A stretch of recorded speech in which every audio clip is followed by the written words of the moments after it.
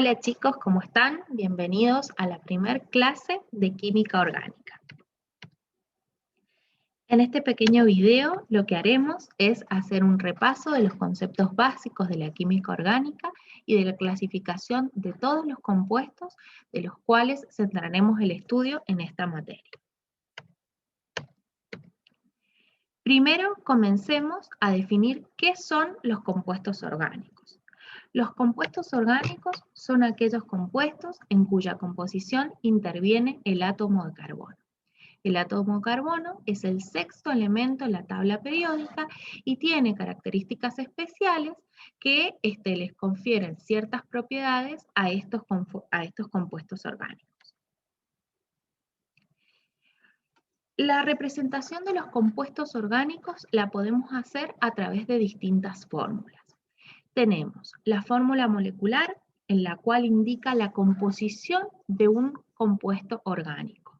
O sea, que nos va a indicar cuántos átomos y qué tipo de átomos son los que forman ese compuesto orgánico. En este ejemplo que nosotros tenemos acá, a través de esta fórmula molecular, nosotros podemos decir que este compuesto tiene 3 átomos de carbono y 8 átomos de hidrógeno. Otra forma de representar los compuestos orgánicos es a través de sus fórmulas estructurales. Las fórmulas estructurales tienen la capacidad de indicar la constitución de un compuesto, o sea, que nos va a indicar el orden en el cual están unidos esos átomos que forman el compuesto orgánico. Tomando el ejemplo del compuesto que estudiamos recién con su fórmula molecular, podemos representarlos con distintas fórmulas estructurales. Tenemos la fórmula desarrollada, donde hacemos una ilustración de todos los enlaces que están formando ese compuesto orgánico. O sea, representamos todos los enlaces que forman este compuesto. También lo podemos representar a través de una fórmula estructural condensada, en donde solamente representamos los enlaces que existen entre los átomos de carbono, pero no representamos los enlaces que existen entre los átomos de carbono e hidrógeno. Y por último, tenemos la fórmula estructural en esqueleto, ¿sí? Donde también se denomina diagrama de líneas, donde cada una de estas líneas representa un enlace entre átomos de carbono. Y cada uno de los vértices de estas líneas representa los átomos de carbono. Por eso es importante representar los quiebres entre las líneas para indicar que entre cada una de ellas existe un átomo de carbono. Los átomos de hidrógeno en este tipo de representaciones no se realizan. Bueno, veamos cuántos enlaces tiene el carbono. Ustedes cuando estudiaron química general vieron que el átomo de carbono es capaz de generar hasta 4 enlaces covalentes. Y estos enlaces, a través de estos enlaces covalentes, los podemos clasificar en distintos tipos. Podemos tener enlaces simples, ¿sí? Donde existe un solo enlace, o sea, se comparte un solo par de electrones entre 2 átomos de carbono. También podemos tener compuestos donde se evidencian enlaces dobles, donde entre 2 átomos de carbono se comparten 2 pares de electrones. Y por último, podemos tener enlaces triples, ¿sí? Donde entre 2 átomos de carbono se comparten 3 pares de electrones.